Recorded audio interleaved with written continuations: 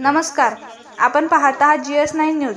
जामनेर तालुक्यातील नांद्रा हवेली गावात घाणीचे साम्राज्य, नागरिकांच्या आरोग्याकडे ग्रामपंचायतीचे दुर्लक्ष।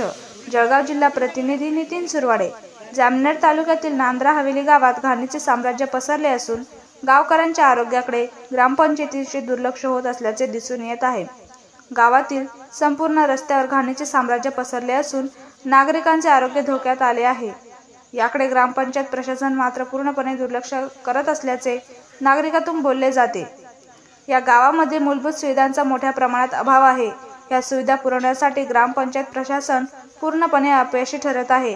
गावामध्ये बहुतांश रस्त्याचे बांधकाम झाले नसल्याने गटार देखील बांधण्यात आलेली नाही। त्यामुळे गावातील संपूर्ण सांडपाणी व पावसाचे पाणी रस्त्यावर साठून त्यामध्ये डासांची पैदास होत आहे। सोबतच दुर्गंधीमुळे देखील नागरिक बेजार झाले आहेत। त्यामध्ये जिल्ह्यामध्ये डेंग्यू आणि मलेरियाचा प्रादुर्भाव होत असल्याने या घाणीचे साम्राज्य पसरल्याने गावकऱ्यांचे आरोग्य धोक्यात आले आहे।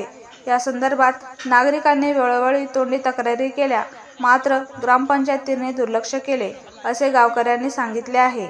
त्यामुळे जिल्हा प्रशासनाने याकडे गांभीर्याने लक्ष देऊन गावातील समस्यांचे निवारण करावे अशी मागणी करण्यात आली आहे।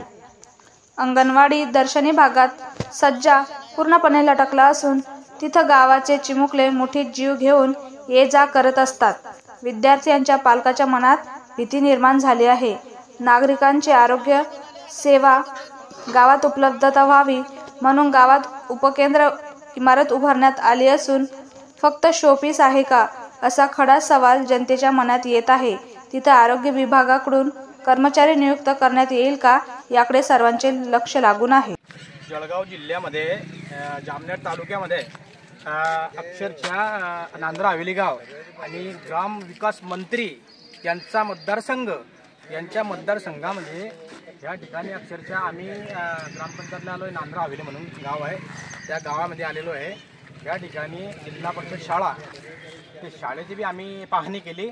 त्या संदर्भात हे पालक आहे, त्यांची प्रतिक्रिया जाणून घेऊया गावाच्या संदर्भात आणि शाळेच्या संदर्भामध्ये। नमस्कार, माझं नाव श्रीरंग नामदेव आहे। माझा मुलगा 4 वर्षाचा असून आज तो बालवाडीत शिकत आहे। त्या बालवाडीची अवस्था इतकी खराब आहे की मुलांना चढण्यासाठी सुद्धा पायरी नाही आणि त्याची जी लटक आहे वरची ते केव्हाही घसरून पडू शकते आणि केव्हाही दुर्घटना घडू शकते। आणि दुसरी गोष्ट, माझी मुलगी 6 वर्षाची, आज ती पहिलीला आहे। आज सर त्या वर्गात जर पाऊस आला ना तर अक्षरशः बाहेर बसावं लागतं पोरांना। आणि सर सांगायची गोष्ट, पियाच्या पाण्याची सुद्धा सोय नाही मुलांची इथे। आम्ही शेतकरी वर्गातले लोक आहे, आम्हाला शेतात जावं लागतं, आमची मुलं शाळेत असतात। दुपारी जर घरी यायचं म्हटलं की त्यांना पाणी कोण देईल, आमच्या घरी कोण असतं। हा जर कोणी जर खरोखर काही करत असलं तर मला हा दूर विनंती सर, आमच्या शाळेसाठी काहीतरी करा, नांद्रा गावासाठी। आणि गावाचा पण काही विकास झालेला आहे का सर? तर तुम्ही बघसाल तर तुम्हाला विकास कुठलाच दिसणार नाही। आमच्या गावात घाणीचं एवढं मोठं साम्राज्य आहे, ते बघून आमच्या गावात पाहून सुद्धा येत। अच्छा, बघू शकता या ठिकाणी नांद्रा हवेली गाव आहे, या गावाचा सुद्धा विकास झालेला नाही। तरी पण आम्ही स्वतः तिथं पाहणी करू। अजून काही गावाचे नागरिक आलेले आहे इथं, त्यांची पण सुद्धा प्रतिक्रिया जाणून घेऊया। काही गावाचा काही विकास झालाय तुमच्या? नाही पाहिजे तेवढा काही विकास नाही, खरंच नाही।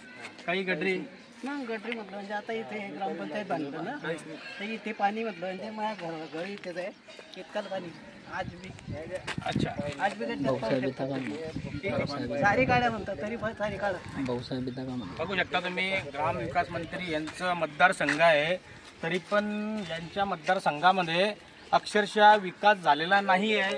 काही अजून नागरिक आहे, त्यांची सुद्धा आपण प्रतिक्रिया जाणून घेऊया।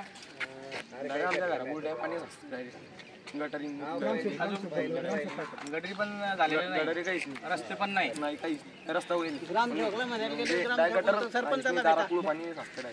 बघू शकता तुम्ही या ठिकाणी काही विकास झालेला नाही नांद्रा हवेली गावाचा। या ठिकाणी आम्ही आलो आहे स्वतः पाहणीसाठी। जळगाव जिल्हा प्रतिनिधी नितीन सुरवाडे, GS9। नळाला सुद्धा पाणी।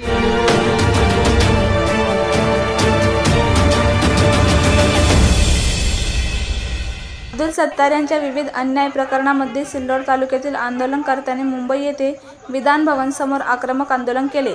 मंत्री अब्दुल सत्तार यांच्यावर अत्यंत गंभीर आरोप करून त्यांची मंत्रिमंडळातून तत्काळ हकालपट्टी करावी अशी मागणी आंदोलनकर्त्यांनी केली.